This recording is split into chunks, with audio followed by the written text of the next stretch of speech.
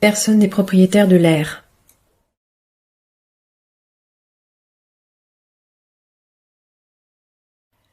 L'émission qui va suivre est une traduction d'un groupe nommé Spacebusters au sujet de l'arnaque au carburant des avions. Il s'agit strictement de la traduction de leur émission, et en aucun cas, je le rappelle, de mes propres propos. Nous reviendrons dans une analyse sur cette émission et sur la critique, les critiques qu'on peut en faire.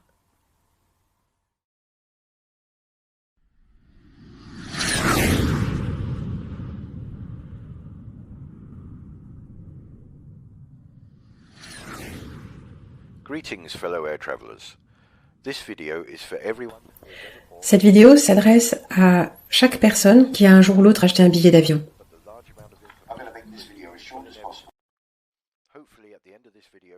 Je vous aurai convaincu qu'il y a une tromperie qui se produit à la vue de tous et qui a un effet sur toute personne qui a un jour ou l'autre voyagé sur un avion moderne. Si vous n'êtes pas convaincu, j'espère juste que cette information aura planté une petite graine dans votre esprit et que vous pourrez en faire usage plus tard, quand d'autres choses à ce sujet arriveront à la lumière.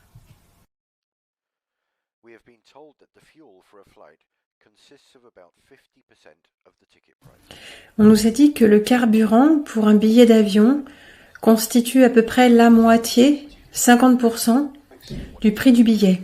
Nous avons accepté cette information comme étant vraie pendant des années. Et si cette information était fausse? Et si les compagnies le savaient et avaient choisi de ne rien nous dire? Nous avons tous monté l'escalier jusqu'à l'avion. Arrêtés dans la queue, nous avons regardé autour de nous.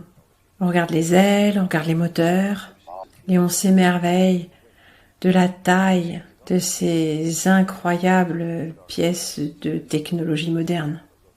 Et parfois, nous voyons le carburant qui est pompé à l'intérieur des ailes. Nous n'en pensons rien de spécial.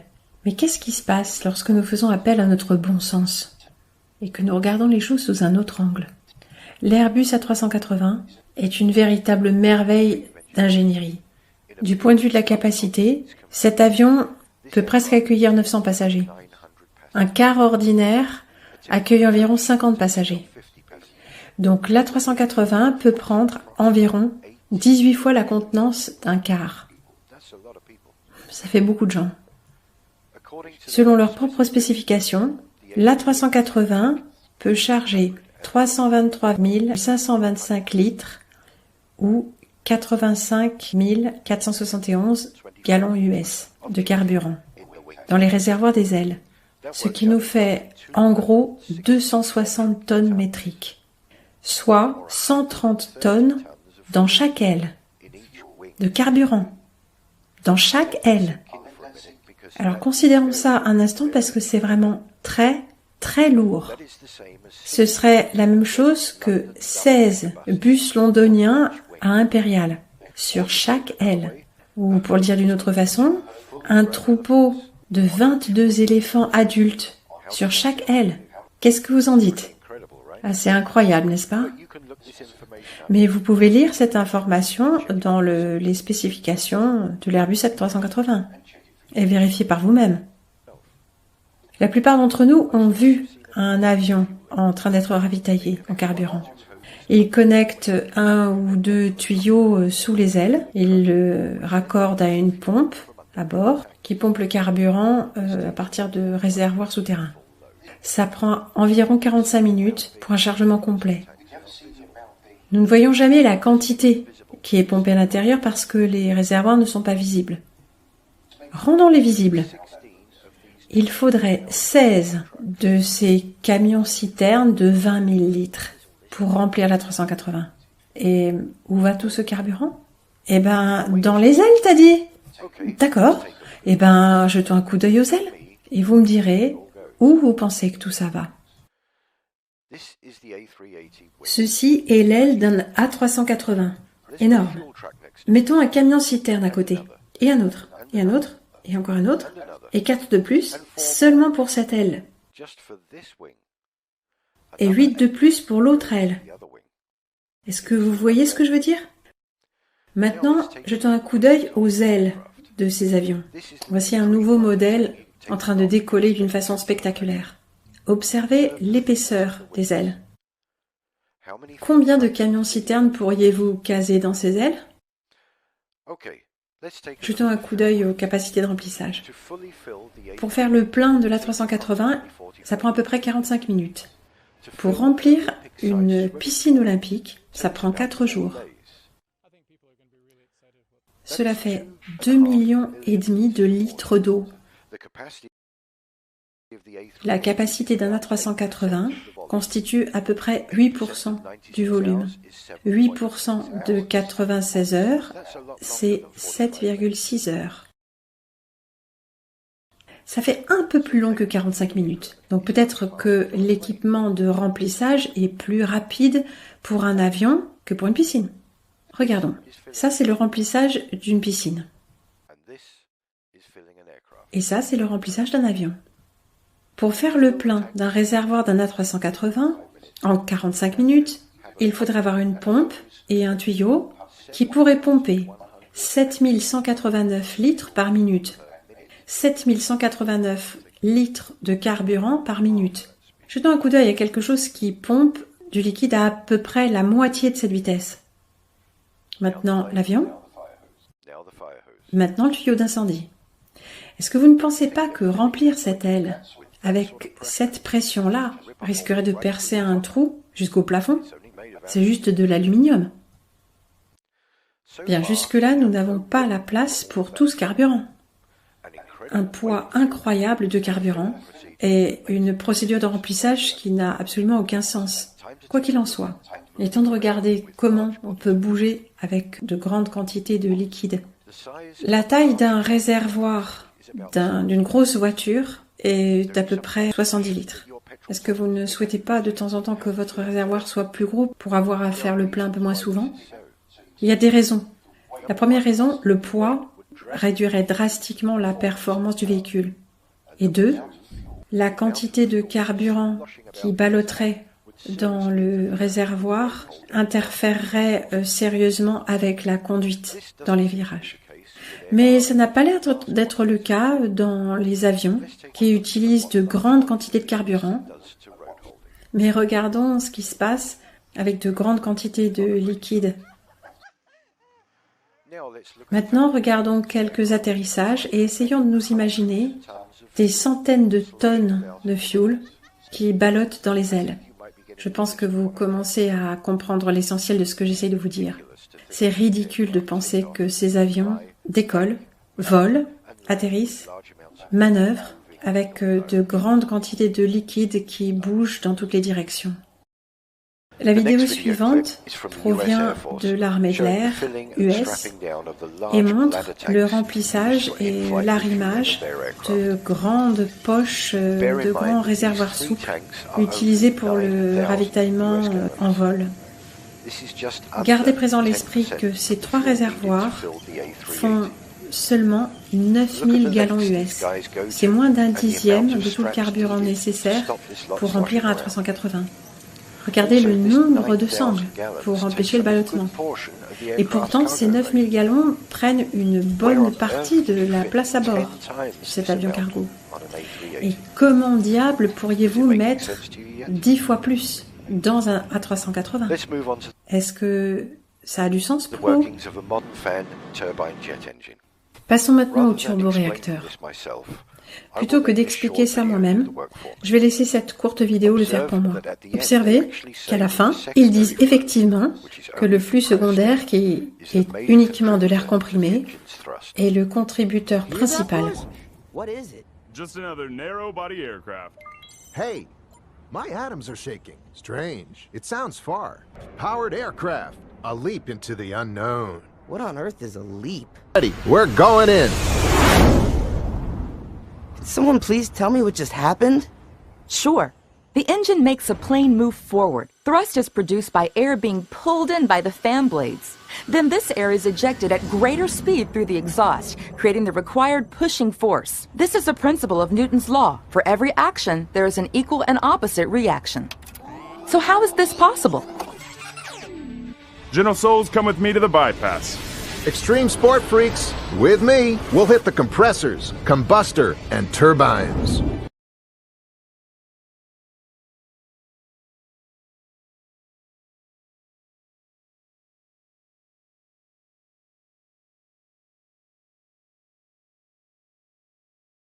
Advanced material and aerodynamics make the turbines much more efficient and durable. The pressure and speed of the hot gases provide the force needed to turn the turbine's end and shaft, which in turn drives the compressor and fan. Come on, guys, don't hang around. We alone are responsible for 90% of the thrust from this baby. Here come those adrenaline junkies.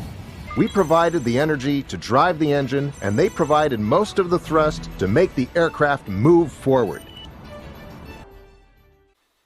Expérience montrant les effets d'air comprimé qui est relâché dans de l'air non pressurisé. Maintenant, regardons comment l'air comprimé, éjecté avec force dans l'air ordinaire, réagit. C'est une expérience que tout le monde peut faire à la maison. Vous compressez l'air dans une bouteille de plastique, vous dévissez légèrement le bouchon et regardez le résultat, de la vapeur d'eau. Voici ce qui se passe quand les moteurs d'avion sont en mode de croisière. Ils fonctionnent uniquement à l'air comprimé. Et les contrails, donc les traînées de condensation, sont de la vapeur d'eau éjectée des réacteurs. Alors que de petites quantités de carburant sont nécessaires pour les accélérations, mais en mode de croisière, les moteurs utilisent très peu de fuel, ou pas du tout de fuel. On nous a fait payer des sommes énormes pour du fuel qui n'existe pas. Et on n'en a pas besoin pour faire voler ces machines incroyables. La seule chose dont on a besoin, c'est la chose la plus abondante qui nous a été donnée. De l'air. Je vais terminer cette vidéo ici avec un clip de l'A380 lors d'une démonstration aérienne qui réalise un passage au ralenti. On dirait qu'il est en train de léviter à un certain moment. Et ça, c'est le sujet de la vidéo suivante qui va impliquer nos petits amis, les bourdons.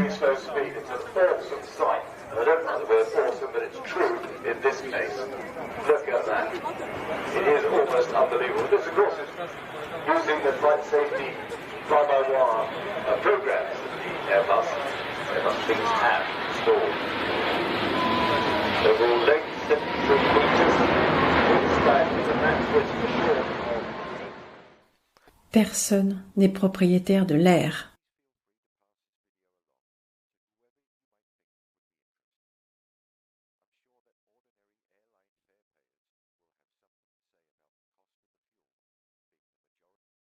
Deuxième partie.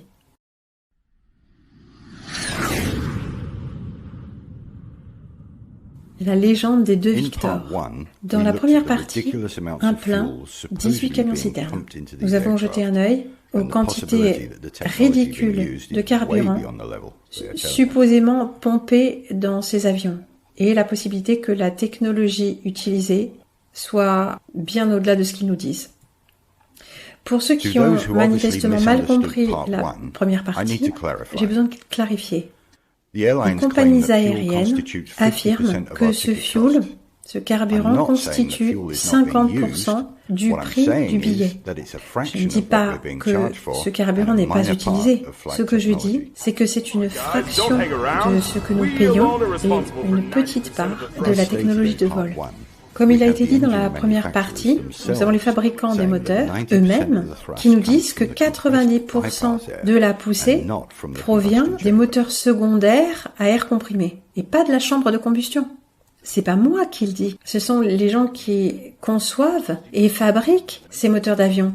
Donc ça doit être vrai, non? Oui et non. Allons plus avant.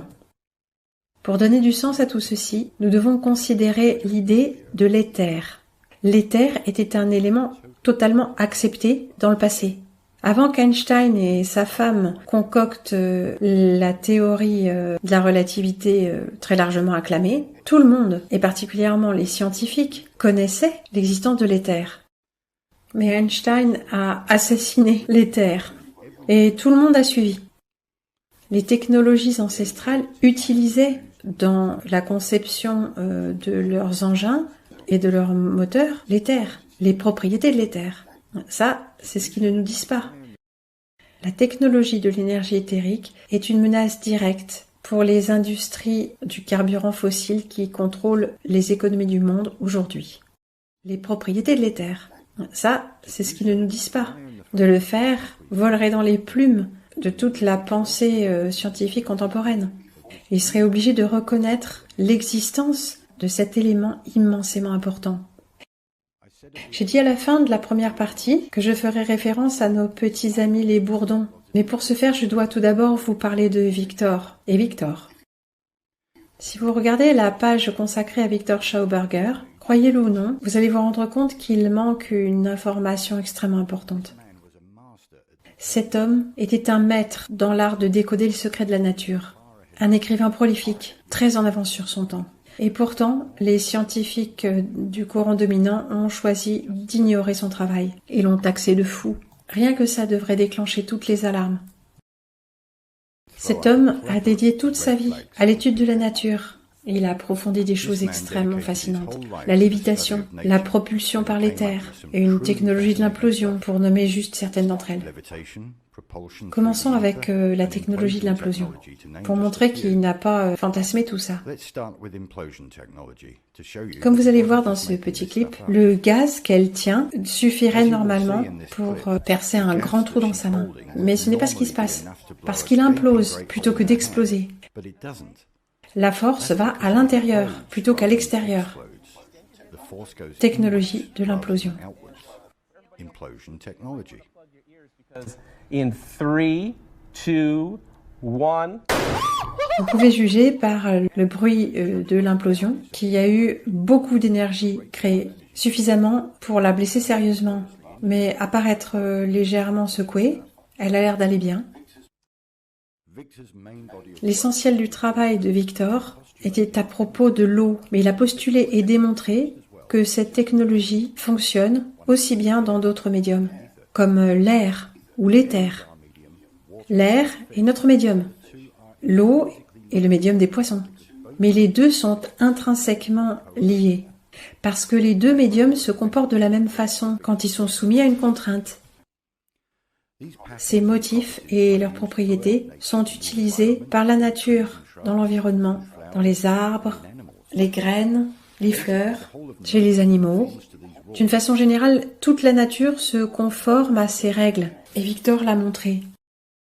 Comme je l'ai montré un peu plus tôt, Victor a confirmé que utiliser les vortex pour un avion aspirerait littéralement l'air à travers l'éther, plutôt que de créer une poussée contre les molécules d'air. L'approche centrale de Schauberger ici était le principe de la transformation de la matière. Les éléments de la matière particulière de l'air et les gaz sont convertis dans ce répulseur. Une part s'échappe par le rotateur en anneau et l'énergie de la radiation, Schauberger parle d'électricité de synthèse, est émise à travers l'axe central. Cela crée un vide biologique le long de l'axe à travers lequel l'aéroplane est aspiré. Travers lequel l'aéroplane est aspiré. La quantité relativement modeste de carburant à bord est utilisée pour le décollage, l'atterrissage et les manœuvres au sol. C'est aussi utilisé pour le APU. Le APU, c'est l'unité de pouvoir auxiliaire qui est située à l'arrière de la plupart des avions commerciaux. C'est un petit turboréacteur configuré comme un compresseur, un générateur d'air comprimé, pour alimenter les moteurs principaux au démarrage et pendant le mode de croisière, entre autres fonctions. Je dois ajouter quelque chose dont j'ai pas encore parlé dans la première partie. Les avions militaires, comme les avions de combat, utilisent bien plus de carburant que les avions commerciaux. Ils ont besoin de puissance supplémentaire et de poussée que le combustible procure. En mode de croisière, un avion commercial n'a pas besoin de poussée supplémentaire parce que son mouvement initial est suffisant pour aspirer suffisamment d'air dans les moteurs. Juste une petite observation ici. Les moteurs sont conçus pour se trouver en avant des ailes, sur des axes. Du point de vue de l'ingénierie, ce serait beaucoup plus simple de les placer directement sous les ailes. Comme le pensent la plupart des gens, les réacteurs vomissent des masses énormes de gaz très chauds. Si c'était le cas, pourquoi est-ce qu'il placerait les rejets directement sous les ailes, là où est censé être stocké tout le carburant? La prochaine fois que vous regarderez un avion, regardez sous les ailes et essayez de trouver les marques de brûlure sous les ailes provenant des rejets de gaz brûlant. Vous n'en trouverez aucune. La toute petite quantité de gaz éjecté à partir de la chambre de combustion est entourée d'air comprimé beaucoup plus frais. Vous ne pensez pas que ces gens devraient se trouver à l'hôpital avec de monstrueuses blessures à cause des gaz brûlants?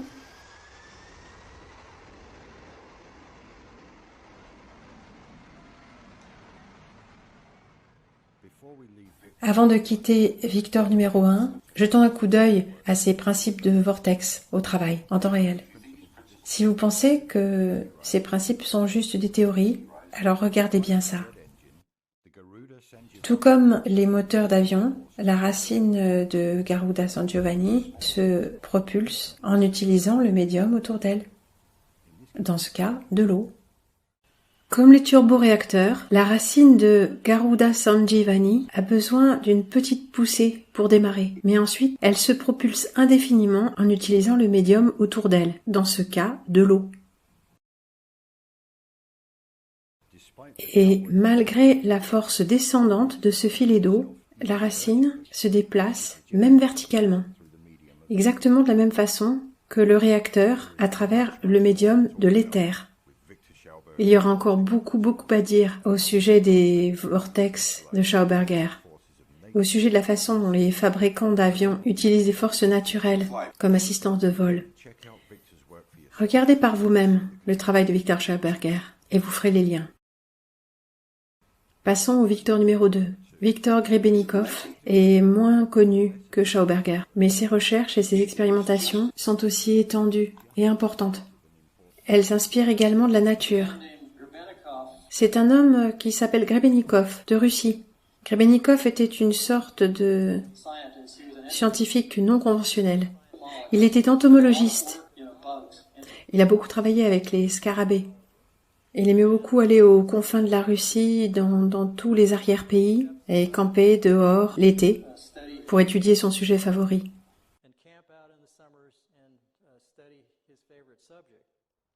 On dirait qu'il est contrôlé par radio, mais en fait c'est une abeille avec un petit transpondeur radar, ce qui veut dire qu'on peut suivre ce bourdon.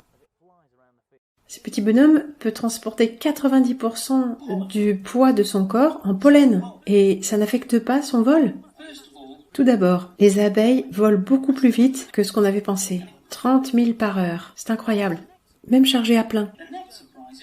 Et la surprise suivante, c'est là où vont les abeilles. Elles survolent presque toujours de la nourriture potentielle, et une fois qu'elles ont trouvé leur endroit, elles font constamment la navette. Et ça, c'est vraiment le truc très intelligent. Malgré 30 miles par heure contre le vent ou vent de côté, elles volent toujours en ligne strictement droite. Le bourdon ne peut pas voler du point de vue de l'aérodynamique. Oui. Bon, que font les bourdons? Eh bien, ils lévitent. Et comment ça? Et il m'a dit, je vais vous montrer. Et il m'a montré. Il a écrit un livre, d'ailleurs. Le titre du livre, c'est « L'énergie de demain n'a pas besoin d'être du carburant ». Et dans ce livre, il a fait référence à ce dont je parle, la lévitation. Le bourdon, quand il commence à battre des ailes, il y a une petite cavité, il y a un creux. Et quand il bat des ailes, il met en résonance cette énergie, un peu comme un diapason qui résonne par sympathie. Quelqu'un qui fait un do aigu et qui brise un verre. C'est la même chose, c'est la résonance. Et il a dit, qu'est-ce qu'ils font? Ils résonnent. Et quand ils résonnent, ils atteignent finalement la résonance du champ autour d'eux.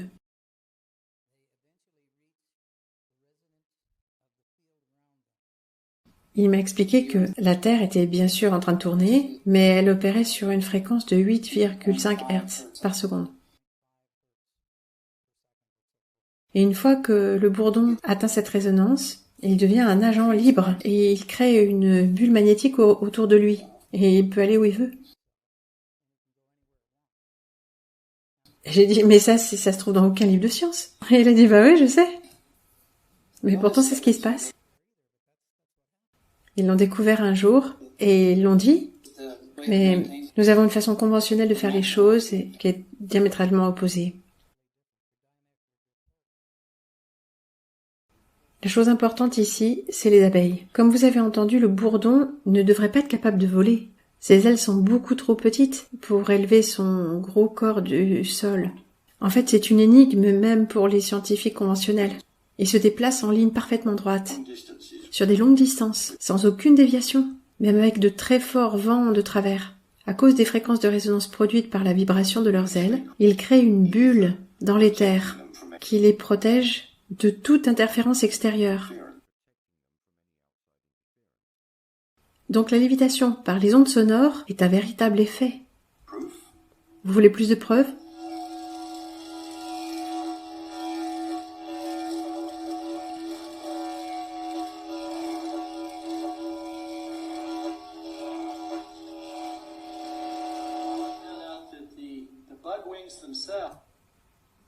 On a découvert que les ailes des coléoptères elles-mêmes créaient un phénomène d'antigravité sous certaines conditions. Ces technologies sont connues et utilisées dans les usines d'avions modernes. Les vortex qui sont produits contribuent aux propriétés d'élévation des avions. C'est pour ça que les réacteurs sont en avant des ailes. S'ils étaient sous les ailes, alors le vortex ne fonctionnerait pas. Il doit être devant et non pas sous les ailes. La prochaine fois que vous prendrez l'avion, essayez d'écouter le vrombissement des turboréacteurs. Il change de fréquence, de hauteur de son, quand il passe en mode de croisière et quand il en sort.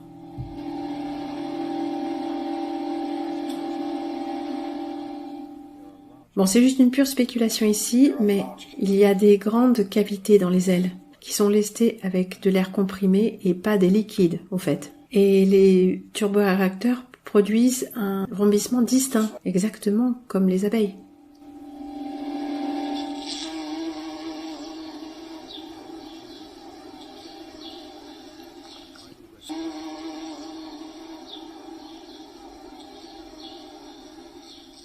Alors la légende de nos deux Victor touche à sa fin. Bien sûr, ce ne sont que mes élucubrations et elles ne sont en aucun cas définitives. Mais les preuves scientifiques et les effets observables appuient absolument la théorie. Deux gentlemen extrêmement intelligents, dont les recherches ont été tout à fait ignorées par la communauté scientifique conventionnelle, mais les fabricants utilisent constamment la technologie pour faire voler leurs avions. Et bien sûr, c'est nous, les consommateurs, qui sommes perdants, pendant que les compagnies encaissent leurs énormes bénéfices.